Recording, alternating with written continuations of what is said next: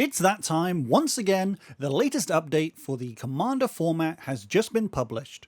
For those that just want the headliner info, there's some further clarity that has been made around the descriptions of the brackets.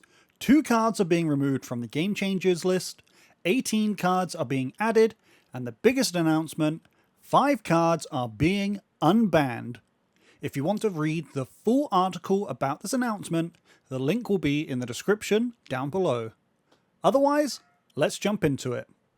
So as Gavin mentions in the article, the bracket system has largely been received positively, which is great to hear, but the system is still by no means perfect.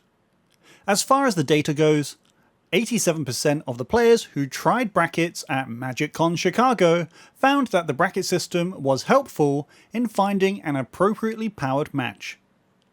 The MTGO team reports that about half of all Commander games are using the bracket system, and about 54% of people who use Spellbot on Discord servers to find spell table games are also using the bracket system. This is obviously great to see and hear, because all this means is we're getting more and more feedback from you, the players, and we can use that to adjust the system.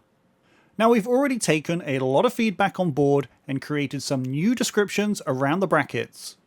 I'll talk more later around the feedback and changes, but let's jump into the news you actually want to hear: Game Changer updates and unbans.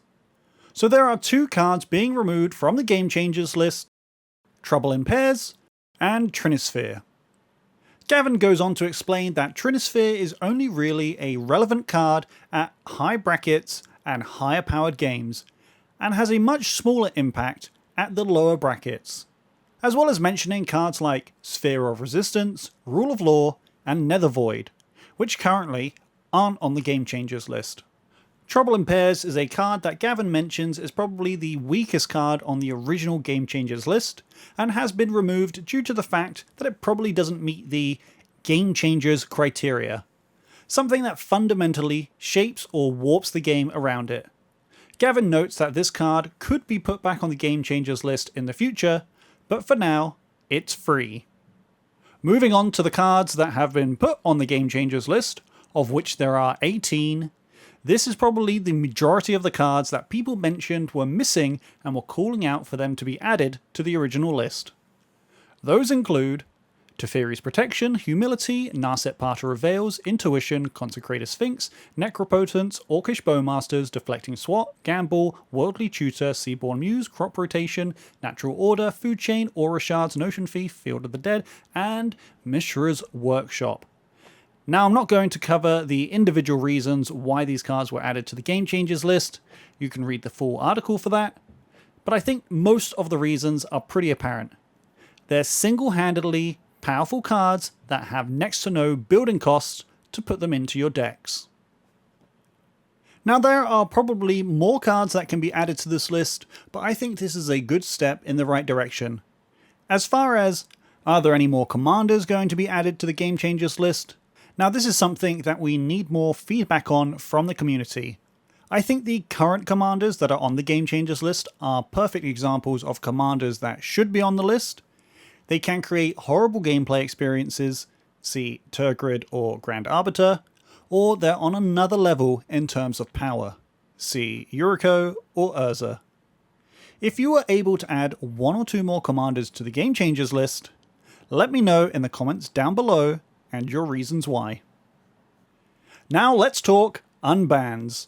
The 5 cards are Gifts Ungiven, Sway of the Stars, Braid's Cabal Minion, Coalition Victory, and Panoptic Mirror. Now, if you want to read the individual reasons for each unban, check out the full article linked in the description. But I think the reasons can simply be summed up by simply looking at the power level of cards we have today versus back when these cards were banned originally, which was sometimes between 2005 and 2009. It's important to keep in mind that these 5 cards are going straight to the Game Changers list. Effectively, they're under review, and if they need to be banned again, they will be. On that note, there are going to be no more changes to the banned list for the rest of the year.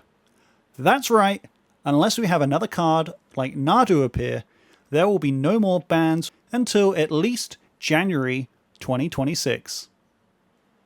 Now, jumping back into the discussion around the brackets, one of the biggest takeaways from the initial brackets announcement I saw the community take is that brackets are one of 5 boxes that your deck falls into, and that's that. I think that was a fair presumption to make if all you did was look at a single graphic about the brackets and not read any of the article. I've mentioned this before in my previous videos about brackets. Brackets aren't a hard, strict rule. They're a tool to use to talk about your decks when sitting down for a game of Commander with total strangers. They're there to prevent the "my deck is a 7" meme. To which I've also mentioned, to those saying, well, bracket 3 is the new 7. If that's the case, and all you tell me is that your deck is a bracket 3, from that alone, I know that I'm going to be seeing up to 3 Game Changers cards, I know you're not going to be running any mass land destruction, and you're not going to be chaining any extra turns. Which is infinitely more information than what I could previously garner from "my deck is a 7. The other big piece of feedback that I saw and received was around bracket 2 and players once again reading this part of the graphic and taking it as gospel. Bracket 2 is not simply just for pre-con power decks. If anything, this is the middle of bracket 2. There are decks that can exist either side of that and still be within bracket 2. I personally like higher power bracket 2 decks, as you can effectively use the Game Changers list as an additional banned list. Again, brackets are here so you can talk with random people about your Commander decks and find suitable games. They are not strict rules. Which leads me into the message Gavin wants to get across in the article. Intent is the most important piece of brackets. As we've seen, there are a couple of disingenuous people who have built decks within the confines of brackets 1 and 2, but they easily play out like a bracket 3 or 4 deck. I think for most experienced Commander players, you know full well what you intend to do with your deck when you build it. If you build a Tiny Bones discard deck that aims to have everybody empty-handed as quickly as possible, that's probably not a bracket 1 deck. It's probably not even a bracket 2 deck. And if you're honestly and genuinely not sure how your deck is going to run, I'd say just play it in the bracket you think it fits in, and then at the end of the game, ask what everybody else thinks of the deck. Commander is a social format, and if you're looking to play more social than competitive games of Commander, it's important to seek feedback from those around you. Look, at the end of the day, this is something that you'll develop a feeling for over time. And if you happen to play with a consistent play group, well, this whole piece probably doesn't matter to you anyway. Now, the next update for the bracket system will come sometime between June and July, but as I've previously mentioned, there will be no bans or unbans. It will be an update strictly around the bracket system. So that will do it for today. Let me know what you think of the updates in the comments below. As always, you can pass on your feedback in the comments or reach out to me on Blue Sky or email. Be sure to like the video if you learned something, and subscribe, because if you don't, I'll get Fibblefib banned in every format. Thanks for watching, and I'll see you in the next one.